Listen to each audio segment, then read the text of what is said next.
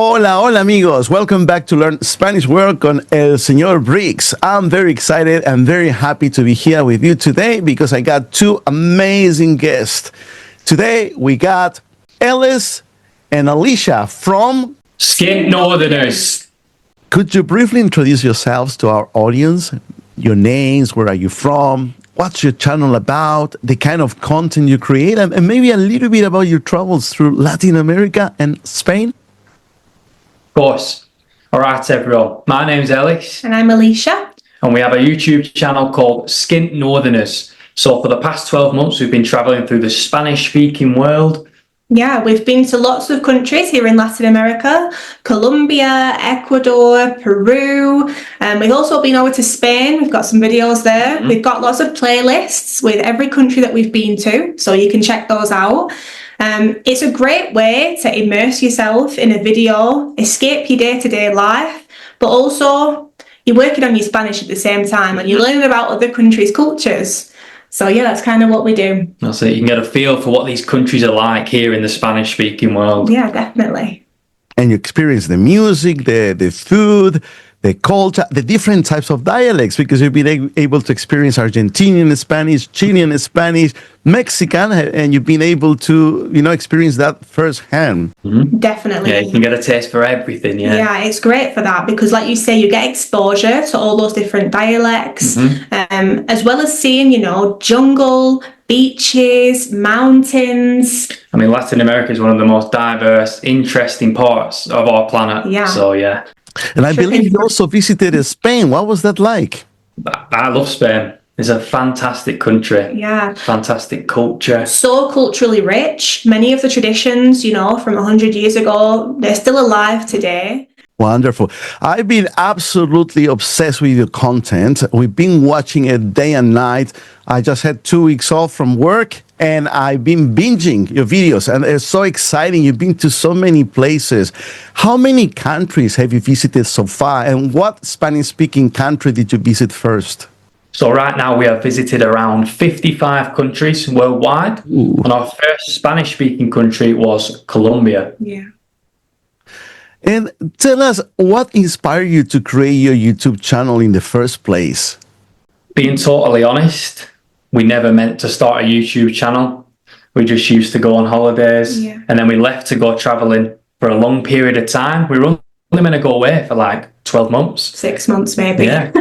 And then I had a little GoPro. I just took a few videos, put them on YouTube, and then I thought, let's try and make an actual travel video, more like a vlog. And then it just happened.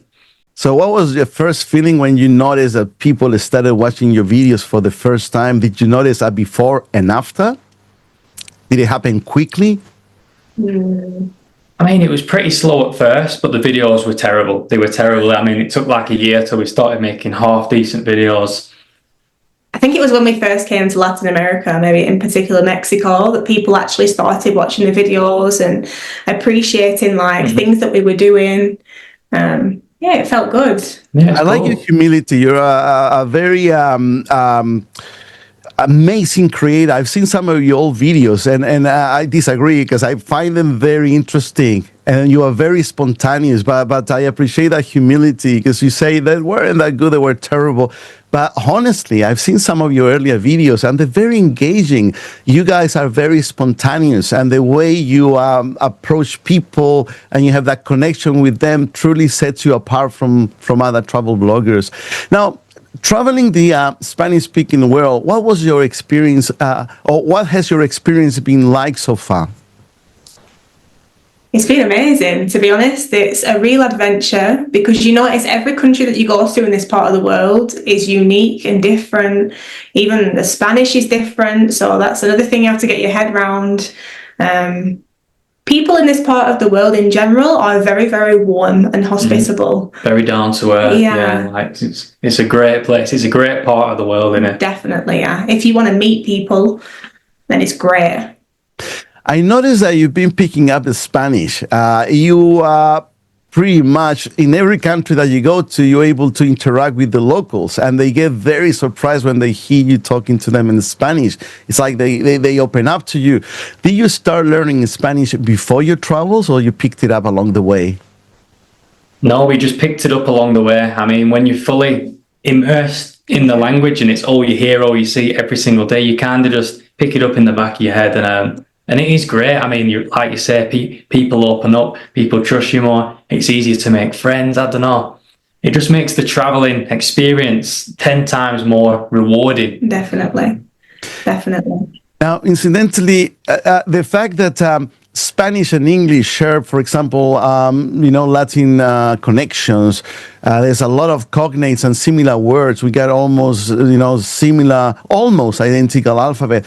Has the fact that there's so many connections between English and Spanish made it a little bit easier for you? Like, for example, in comparison to learning a nation language or a different type of language or lingual system? 100%. It's a lot easier, especially compared to languages like Thai, Vietnamese, Chinese, Mandarin, where, I mean, you might have 4, 5 tones and they're extremely hard. Spanish, I mean, it's similar. The alphabet is very similar. A lot of the words are very similar. It's just the grammar. The grammar is difficult. Our grammar is terrible. But it's a lot easier to learn. Like, you can pick it up a lot faster in a short amount of time. And have you had any funny or embarrassing moments while trying to speak Spanish on the road? Oh, definitely, yeah. Probably daily. But one that I still get wrong now, the word for maybe like scared, like I'm scared, and maybe a word SH1T, very similar. So, miedo y mierda. I say that all the time. But people, most of the time, they're kind enough to just like overlook it. And that's the good thing, yeah. Like, we must say some terrible things and we don't even realize we're saying them, but people just let it go. Yeah. It happens. I had a friend that went to Valparaiso to see the fireworks during New Year's Eve, and he was wishing everybody a happy new anus, because instead of saying Feliz Año Nuevo, he was wishing everybody a happy new ano. It does happen. It does happen. So what do you like the most about creating YouTube videos of your travels? Oh, that's a tough one. I mean, it is great. It's great having something to look back on and remember these journeys we're going on. And it's also great to show people watching the world, places that they might not be able to travel to themselves, or they might just never see, they don't even know exist. And it's great to be able to show these places to the world, these interesting places, yeah. Definitely. I love it, yeah. And Ellis and Alicia, what would you say is the biggest challenge of being a travel content creator? Balancing everything, because it looks easy, but it's hard work. Like, we do everything. We're out traveling, we're making videos, we're planning what we're doing. I work as well sometimes. So it's like, it's a full-time job or more. It's probably like working 2 full-time jobs and not getting paid much. I mean, depends. That's as well, like, sometimes you never really know what's going to happen. Like, you might think you've done a really good series, or you've filmed like a really epic video somewhere, and you then never know what's going to happen. Yeah, nobody watches it. But it's all right, because we do it for the passion. We love what we do. Yeah, I wouldn't have it any other way. It is hard, but it's better to have a few people watching that video who really want to watch it and have an interest in that place, than lots of people who maybe just click for 3 seconds. Yeah. And YouTube can be so unpredictable sometimes. You could have a video sitting there with no views, and all of a sudden, in my experience, I had a video that flopped. I had no views, and nowadays it got more than almost 2 million views.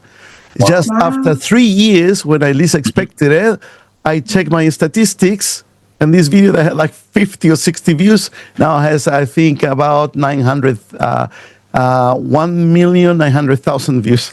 So you never know. No, you never know what's going to happen. Exactly, yeah. So a lot of people that are discovering, and they're going to be watching your content, and maybe some of your viewers as well that will be able to watch this interview, they must be wondering, what was life like before all of this started? What did you do before you started traveling? Before we travel full time, we just worked normal jobs and lived normal lives like pretty much everyone else. Yeah, so I was a nurse, I worked in the hospital. And I was an engineer. I was a CNC machinist. Went from school straight into work, saved up, went on a few holidays a year. But I mean, we've always loved traveling. We just used to work to like go on holiday, basically. Save up to go on holiday and repeat, you know what I mean? But we wanted to like just go for it. And like we said, we thought we'd go for like 6 or 12 months, but we're somehow still here. Yeah. 3-4 years later. Very grateful for it. Wow. Traveling is beautiful. What do you enjoy the most about traveling, and what do you hate the most? Well, I love the most is just seeing people's everyday life in so many different parts of the world. You know, just simple things. Mm-hmm. What people do every single day is so normal to them, but for us, it's so different compared to our country or other places that you've been. Yeah. That's my favourite thing. I'd say the food. Yeah. The food, There's nothing better than trying different cuisines in different parts of the world, you know, that are so alien to you. But Yeah. And the worst, what do you think the worst the is? worst things about traveling, I mean, not having any stability, Yeah. not having a normal life, everything's always on the go, there's no routine. And like community, because we have each other to speak to, which we're very lucky for. Some people don't even have that, but we don't have like family and friends around us, close to us, or many other people who really understand how we live. Mm-hmm. Did you gain any inspiration from watching other YouTubers? I mean, before you started traveling, in my case, I started watching travel vlogs during the pandemic because we couldn't go anywhere. Melbourne was one of the most locked down cities in the world. And a way of actually escaping, a way of traveling with my own mind was by actually watching travel vlogs. And after that, you know, I've never looked back. I'm addicted to travel vloggers. Did you ever watch other travel vloggers in the past or any other YouTubers? In the past, yeah, I mean, we love travel. We love watching travel vlogs. I mean, you've got all the classic creators we used to watch, Bald and Bankrupt, Kurt Kaz, all the big creators. There's a lot of up and coming talent as well. You've got Mike O'Kay, another UK British lad who's just blown up. He's fantastic. You've got a good friend of ours, Jack Ainsley Travel. He also makes great videos. Yeah, we love it, don't we? Yeah. We love travel. We love everything travel. It's so exciting. There's quite a few ones. Ichi Boots, Eva Zubek, as you mentioned, Bold and Bankrupt, Backpacker Ben, and Sabbatical. So many. It's just beautiful. It's a privilege to accompany them through the videos and your videos as well. Amigos, chequen el canal de mis amigos acá. Es increíble. Ellos viajan por todo el mundo de habla hispana. Chequenlo. Beautiful, beautiful channel. Hola amigos, ¿cómo estás? Los invitamos a visitar nuestro canal. Yeah, come and check it out because we're currently traveling the Spanish-speaking world. We're meeting amazing people, trying delicious food, and it's a great way for you to learn different dialects from different parts of the world, as well as, you know, just coming on a journey, escaping your daily life with us. I'm sure my subscribers will love your content. Now, what are the most delicious, strangest, and downright worst food you ever tried? Now, this is a tough question because we've been to so many different places. We tried so many foods. I'm going to go with worst, get it out of the way first. So worst for me, there's this black Himalayan salt in India and Pakistan, and they put it in like orange juice and different kind of drinks, and it just tastes like eggs. Rotten like eggs. Wow. But it's good for you. Yeah, but it tastes absolutely awful. The worst. And have you ever gotten sick from local food or hygienic issues? What happened, and what advice would you give to other travelers trying to stay safe? I'll take this one because it's generally me getting sick. Yeah. But out of all the countries we've been to, we've only been sick in Mexico every time we go, and Pakistan. I mean, the whole Pakistan trip was unfortunately spent on the toilet. But Mexico, I mean, yeah, I mean, the food's incredible. So even when I get sick, I'm happy. Yeah. It was worth it. I've noticed that you guys are very kind, very loving to animals. We were genuinely moved by the love you showed to animals during your travels, like visiting little Lupe or feeding that stray dog. Is kindness to animals something that's important to both of you? Has there been any animal encounters that really stay with you? Yeah, definitely. So I love dogs. So everywhere we go, normally I choose our accommodation based on if there's a dog there. Yeah, I love dogs. But recently, so we had an experience in Ecuador. I also love goats. I've always wanted a baby goat. So we went to this huge market, this animal fair. We bought a baby goat. We took it on an amazing adventure on a day out. We went hitchhiking through rural Ecuador with him. Yeah. And then we gifted it to a lady who we met a couple of days prior. Yeah, she was really grateful. I think it'll obviously help her a lot and her family. And it was beautiful. Yeah, no, we love animals. We're always feeding the street dogs. Yeah. Literally forever. She's always feeding them. That speaks so well of you, and I'm sure a lot of my viewers are also animal lovers, and they appreciate those little gestures here and there, and that sets you apart from so many other video bloggers, because you really take your time and you're kind to these little creatures. Now, you're a young couple, and your channel is still growing. It's growing at a fast pace. Yet you've managed to travel to so many incredible places. I think you mentioned more than 50 countries. That's truly mind-blowing. How do you fund your adventures? Are you working remotely, or you got any saving tips for our viewers who may want to travel as well, or just budgeting like a pro? I'll say travel can be as expensive and as cheap as you want. And we are right down on the cheap side. We are the budget kings.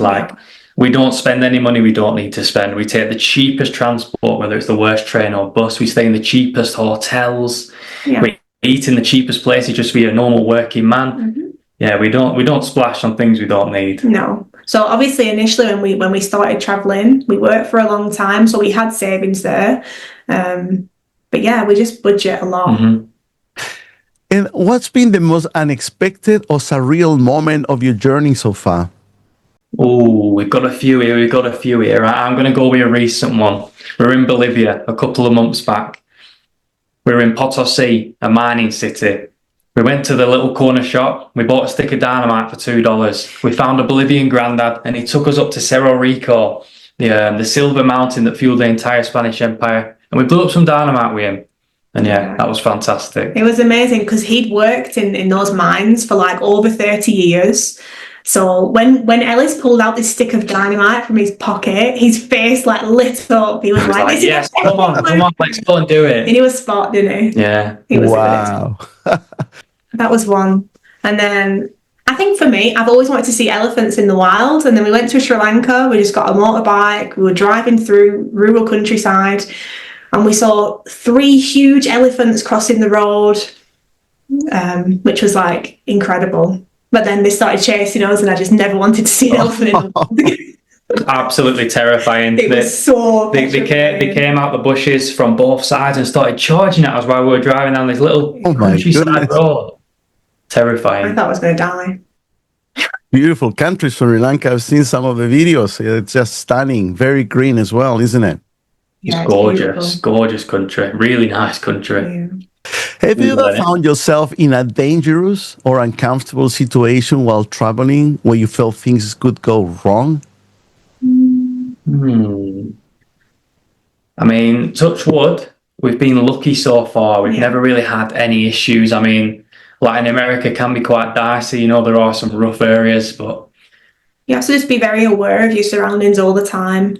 I think maybe the most dangerous situations we've been in are always on buses or some sort of transport. Yeah, definitely. Where people drive like maniacs. I mean, you never know what's going to hit off a cliff. You never know. Okay, I got another question. I think I haven't asked you this. Where do you see yourself in 10 years' time? Will you still be traveling? I'll be brutally honest. I don't know where we'll be, because we like to just take life as it comes, enjoy every day. And yeah, I have no idea what will happen. Who knows? Hopefully we'll still be traveling, because it is our biggest passion. But at this pace, your channel is growing at an extremely fast pace. It's becoming, I venture to say, and then I'm making a prediction.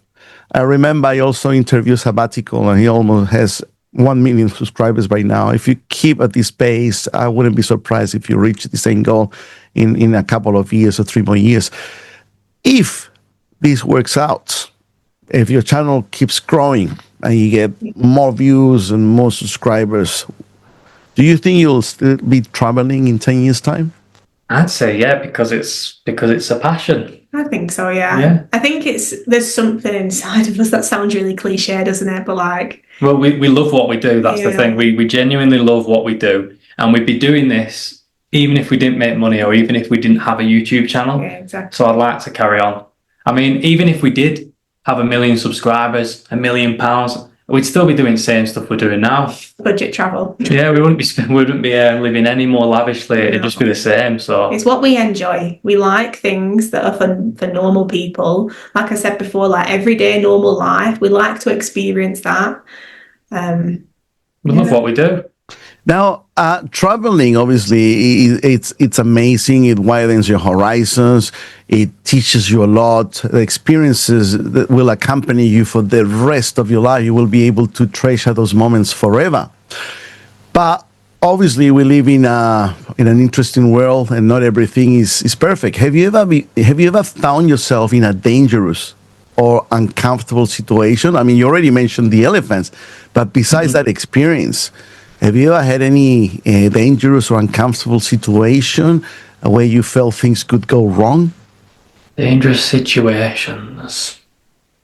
It's a very hard question, isn't it? Yeah, because I think, especially if you come to Latin America, then you know, obviously, there's crime here, especially petty crime. So you have to be careful a lot of the places that you go. I think we've personally have never felt like in danger or at risk, but we're aware all the time that like you can't walk around with your phone in your hand, you know, it's just things like that. You've got to be street smart. Yeah, we've never had a bad problem yet. We've been to some dodgy places, some rough cities, rough parts of countries, but we've always been all right so far. Yeah, hopefully it stays that way. I can't think of a moment we've had. Maybe I'd say the most dangerous times we have traveling are on like public transports. Yeah, on buses or minivans in certain countries like Georgia in Europe or Armenia in Europe or where. That's probably it. Maybe when we went to Honduras as well. People drive like really fast. That's probably the most dangerous part of traveling. Yeah. Right. Okay, fantastic. So we actually now, I got a little game for you called Rapido y Divertido. So it's a quick and fun game. So I'm going to start like quick fire. I'm going to ask you a few questions and you have to answer with the first thing that comes to your mind. So Are you ready for it? I'm ready for it. Okay. So number one. If you could teleport to any Spanish-speaking destination right now, where would you go and why? You can both. Mexico. The food's fantastic. The people are fantastic. They've got a right good sense of humour. Yeah, it's just a good vibe. The music as well. Everything. I love Mexico. Yeah. Fantastic. Same, Alicia, or you get a different one? Yeah. No, 100% same. Same. Okay, fantastic. Number two. What Spanish-speaking country has the best food in your opinion? Mexico. Again. No, the food. It's the best for me in Latin America. I can't say otherwise. And it's interesting because every state has different specialties, different chilies, different spices that they use. Northern Mexico and Southern Mexico, like it's a different world. They're like different countries, so it's so diverse. That's right. They got different states in Mexico as well. And as you were saying, you know, the cuisine can vary from the northern one to the southern one. This is the beautiful thing about traveling, that you discover all these things. You know, a lot of people have these preconceived ideas. Oh, you go to Mexico, it's just tacos and nachos and that's it. But there's a wide range of different types of food. And the same from country to country. Now, número tres. Where did you try the worst dish of your Spanish-speaking travels? It can be 100% honest. The worst dish? The worst dish. I'm going to come straight out with El Salvador. Yeah. I don't think the food is very good in El Salvador. It's okay, but I would never want it. I would never go for it out of the country. Yeah. Gotta be honest. Yeah, I think the same. I think as well, because it's very repetitive. Like, we were there for quite a while. 3 weeks, and we ate pupusas almost every single day. Pupusas, huh? The pupusa's good the first time you eat it, but then when you eat it every day, it's like, oh, no. Fair enough. Okay, número cuatro. Which Spanish-speaking country had the friendliest people?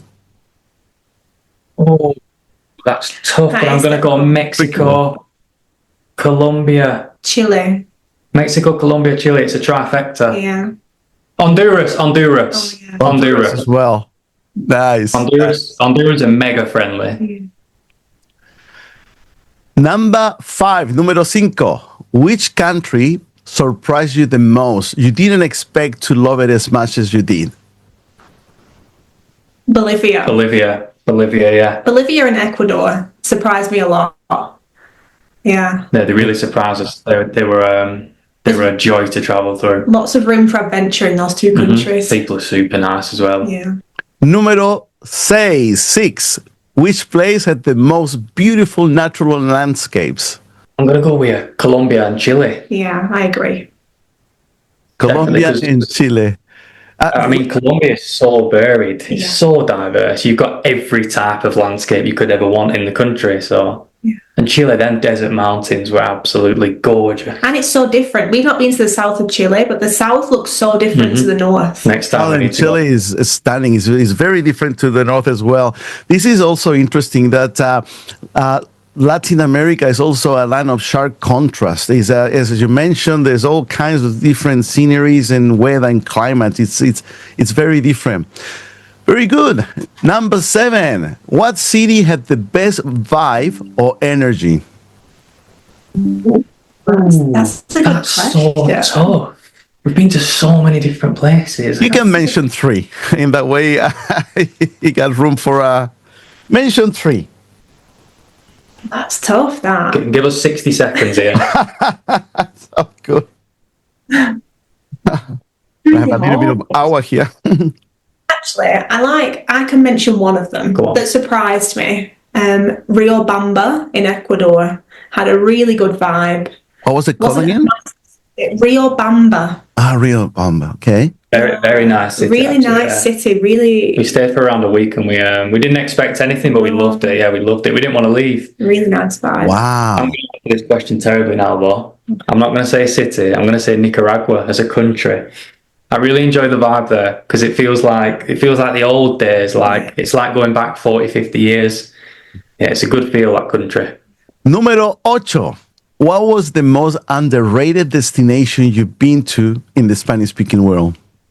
You're killing us with these questions. I think maybe Honduras has got a really, really bad reputation. Oh, yeah. Right. And everybody who travels, like I said, at Central America, they skip Honduras. They say, don't visit Honduras, you'll get robbed, you'll get hurt, there's all this violence. But I'm not going to lie, the people in Honduras and the country itself is lovely. I'd say it's a highlight. Beautiful. Really kind people. And what Spanish-speaking country has the best weather? I mean, I love the climate in Mexico and in Chile. I like that desert climate where it's nice and warm in the day and then in the night time it's cool so you can sleep. That's my climate for me. Yeah, I think I agree. We don't like the humid heat all the time. Well, we're English. We can't handle it. Deal with it.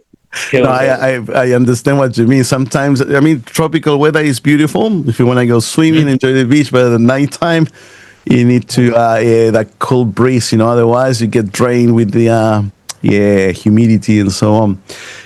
So we up to number 10, número 10. And which country had the worst weather when you visited? Worst weather? Are we going to the other extreme now? The worst weather. Generally, we try and visit places when the weather's good, the best season. But I mean, when we came back to Mexico this time, it was still rainy season. We were in the north and in central Mexico, and it sometimes rained for like 5 days straight, just rain all day, and it was pretty terrible. Wow. In El Salvador too, we had like 10 days of rain. It was truly terrible. Our room actually flooded. It was flooded, completely flooded. It was terrible. That was a bad time. Número 11, number 11. What's the most fun or unexpected festival or event you experience in a Spanish-speaking country? We've got a few of them, haven't we? In a Spanish-speaking country, well, I'm going to go with the Charreada in Mexico, which is like the rodeo. It's like the national sports where they do loads of different events on their horses, and it's such a good vibe. Yeah, we went. We didn't know anyone. It was where was it? It was just outside Jalisco, Guadalajara. And we got welcomed like family. We were just literally part of the family. We spent the entire time with a local family. They showed us everything, and they took us home afterwards, and we're still in touch today. It was really good. It was really good because you entered and we were like a bit nervous, you know. It was like a small family run event. We actually went to the wrong event. We were meant to go to a big one, but we ended up at this little family one. Small one. We were so out of place when we walked in. We were like looking around like we didn't know anyone, but then it was great. Mexican people being Mexican people, they just took us on board like we were part of the family. They're very hospitable, aren't they? Very friendly. Número 12, number 12. Where did you find the strongest culture shock? Something that really stood out? Bolivia. Bolivia is like a different world. The culture there is definitely the strongest. Definitely. Even I've ever been. Just how they dress. So you've got like cholitas, like the little old ladies who have the hair, the hat, the clothes, completely different. Bolivia. Yeah. Well, interesting. Número 13, number 13. What was the most difficult accent to understand? I think you know the answer to this one. Yeah, Chilean. I mean, Sipo. Chile, it's not even Spanish. It's a different language. I think you have to study Chilean Spanish to understand. Really. I just spent the whole week going, yeah. The good thing is, if you're able to understand Chilean and Spanish, all other dialects will be a piece of cake. Yeah. Número 14, number 14. What Spanish-speaking country felt the most modern or developed? The most modern. I mean, this is a hard one because we don't go to modern places. Even if the country is modern, you'll generally find us in the least modern part of the country because that's what we like. But most modern, I mean, like, just generally any big city, in any country. They're all... Because I don't know. Where have we been? Let's think. Give us a second. Maybe, I don't know actually. Because when we went to Argentina, we went to Mendoza, and I didn't find it really modern. No, it's not. It feels quite old school, actually. Yeah. But I mean, if you go to like Bogota or any big city, like there's parts of the city that basically would just feel like Europe. Yeah. You know, they're very modern, very upscale, and every country has those. You've got Mexico City, Monterrey, northern Mexico. Yeah, I don't know. It's a tough question for us, that. Now we'll go to the other opposite, number 15, número 15. What country felt the most traditional or culturally rich? Bolivia. And Nicaragua. Nicaragua. Wow. I mean, it's got a very different culture, Nicaragua, but it's very traditional, as in it still feels like you've gone back 50 years. You see people work, like when they're planting flowers, working like on the street, they have horse and cart. Yeah, people have a horse and cart instead of a car still, Yeah. Very old school. Really old school. But Bolivia, the culture, I mean, it's... Yeah. I mean, they love their traditions and Número 17. Which country had the best coffee or drink? Oh, that's tough because, I mean... The whole of Latin America has fantastic coffee, but I'm going to go Honduras and Colombia. Yeah.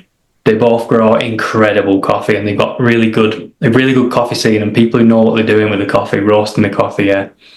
Definitely. And tepache in Mexico is my favourite drink, like fermented pineapple juice, basically.